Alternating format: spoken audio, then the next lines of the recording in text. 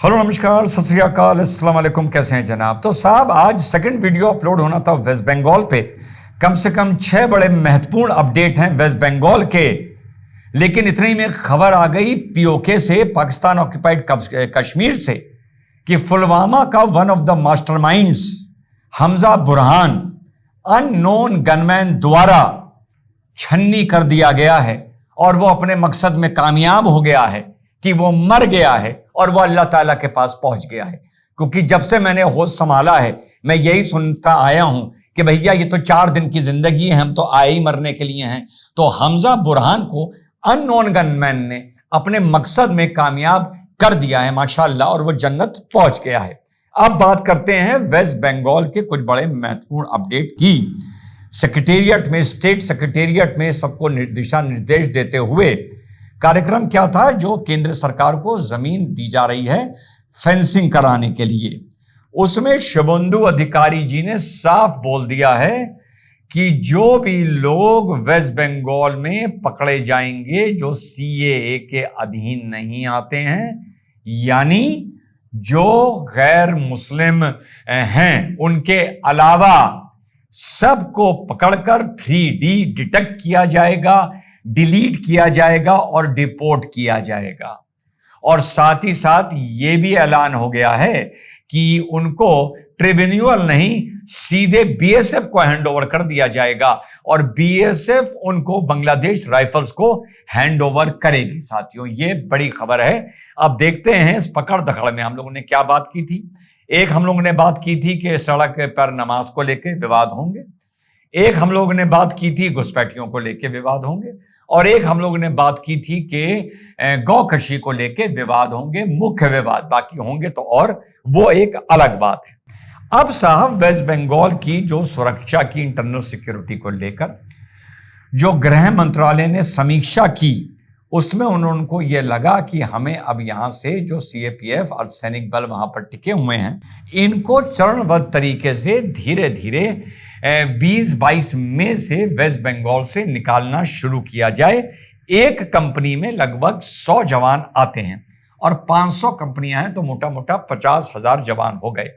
लेकिन इसी मीटिंग में शुभेंदु अधिकारी जी ने यह ऐलान किया है कि केंद्र सरकार, गृह मंत्रालय चरणबद्ध तरीके से वेस्ट बंगाल से जवानों को विड्रॉ कर रही थी, फेज आउट कर रही थी। लेकिन मैंने केंद्र सरकार से यह गुजारिश की है कि कम से कम अक्टूबर तक 180 दिन इनको टच ना किया जाए, राज्य की internal law and order problem को देखते हुए, या जो हम स्कीम ला रहे हैं उनके इंप्लीमेंटेशन को देखते हुए।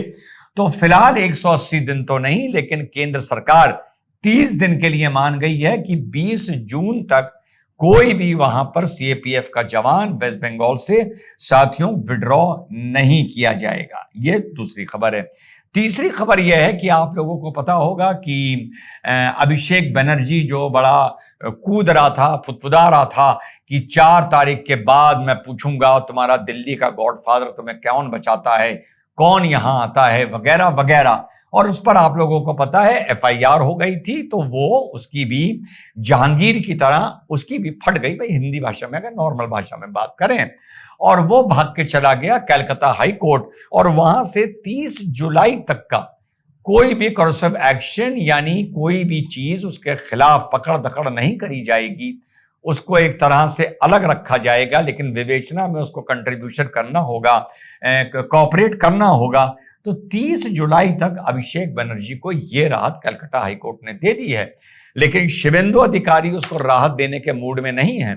24 प्रॉपर्टीज में से कोलकाता में ही 17 प्रॉपर्टीज पर नोटिस चस्पा कर दिया गया है अभिषेक बनर्जी की कि आप फलाने फलाने दिन आकर इन प्रॉपर्टीज के कागजात लेकर आइए और बताइए ये प्रॉपर्टीज आपने कब ली, कहां से पैसा आया, वगैरह वगैरह, जो भी मामला है।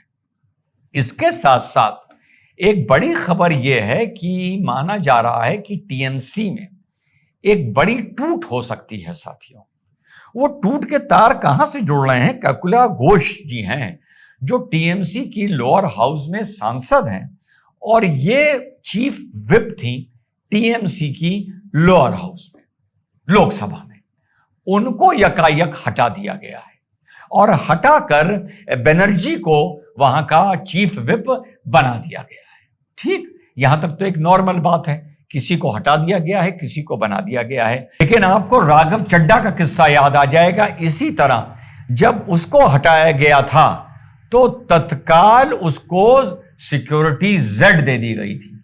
इसी तरह जैसे ही Kakuli, if I am pronouncing the name correctly, Ghosh को इस जिम्मेदारी से हटाया गया है, केंद्र सरकार ने उनका रिस्क देखते हुए उनको वाई प्लस सिक्योरिटी दे दी है और उन्होंने भी कुछ ट्वीट किए जिससे उनकी नाराजगी का इजहार हो रहा था। तो माना यह जा रहा है कि लोकसभा में और यह भी माना जा रहा है कि राज्यसभा में एक बड़ी टूट टीएमसी में देखने को साथियों आने वाले वक्त में हम लोगों को मिल सकती है। अब इसके बाद आखिरी खबर जो आ रही है साथियों, वो आ रही है वंदे मातरम को लेकर। वंदे मातरम वेस्ट बंगाल के सब मदरसों में भी अनिवार्य कर दी है। ये एक बहुत बड़ा विवाद का मुद्दा आने वाले वक्त में साथियों हो सकता है। और जो मैंडेटरी करी है, अनिवार्य करी है, ये 5 पैरा की है।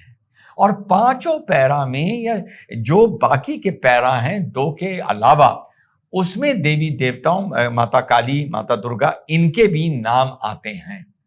तो अब अगर ऊपर के 2 पैरा की बात होती, वो भी मुसलमान ने 75 साल नहीं गाया, उसी को देखते हुए जिन्हा के मुंह फुलाने पर नेहरू जी ने आगे के पैरा डिलीट कर दिए थे और सिर्फ 2 पैरा गाने के लिए बोला गया था, वो भी मुसलमानों ने नहीं गाया। अब एक तरफ जहां मुसलमान शुरू के 2 पैरा गाने को तैयार नहीं था, वहीं पर पैरा बढ़ाकर 5-6 कर दिए गए हैं और शुरू के 2 पैरा में कोई देवी देवता का नाम नहीं था, सिर्फ इस धरती मां का सम्मान था उसमें, लेकिन बाकी के पैरा में तो नाम है। तो ये एक विवाद, चौथा विवाद सामने आ सकता है और मेरे हिसाब से ये बहुत जल्दी हाई कोर्ट और सुप्रीम कोर्ट पहुंच सकता है साथियों।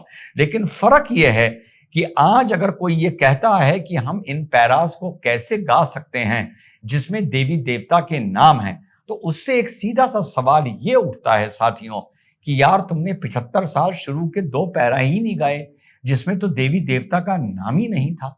वो गा दिए होते तो शायद पूरी वंदे मातरम लॉन्च होने की जरूरत ही ना आती। जिस तरह अगर आप जुमे की नमाज को लेकर मान गए होते और ये कहा होता कि ईद बकरीद और अलविदा यानी ईद उल फितर, ईद उल जुहा और अलविदा के दिन हमें सड़क पर नमाज पढ़नी दी जाए, तो शायद ये कभी प्रॉब्लम ही नहीं आती। तो 55 दिन के चक्कर में ये बाकी 3 दिन भी खटाई में पड़ गए। तो मुझे ऐसा लग रहा है शुरू के 2 पैरा ना गाने के चक्कर में ये 5 पैरा ना माथे पर चिपका दिए जाएं। लेकिन ये मैटर मैं श्योर हूं कि वन फाइन डे बहुत जल्दी कलकत्ता हाई कोर्ट और सुप्रीम कोर्ट साथियों पहुंचेगा।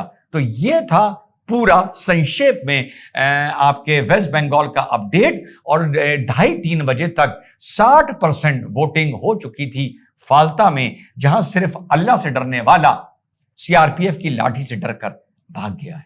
जय हिंद, वंदे मातरम, खुदा हाफिज।